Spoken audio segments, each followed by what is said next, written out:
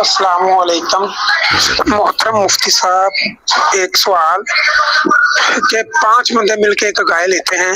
एक गाय में ज़ाहिर 7 हिस्से होते हैं, तो क्या वो पांचों बराबर तकसीम कर सकते हैं?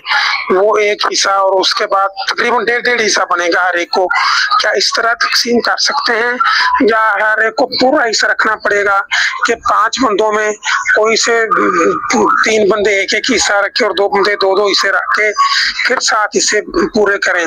7 हिस्से पूरे करना जरूरी है हर एक इस तरीके से, या बंदे 7 से ज्यादा तो नहीं हो सकते? ये तो आपने बता दिया मसला।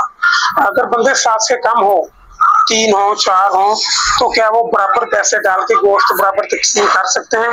इस तरह कुर्बानी हो जाएगी या एक को 7 हिस्से तकसीम करने पड़ेंगे, किसी को कम किसी को ज्यादा फिर हो?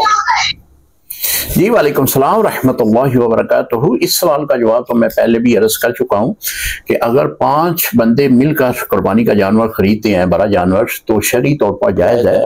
एक खरीदता है तब भी जायज़ है, 2 खरीदते हैं, 3 4 5, आखिर जो इसकी हद है हिस्सों की वो 7 है। अगर कम में जितनी तादाद में भी खरीदते हैं तो शरई तौर पर जायज़ होगा।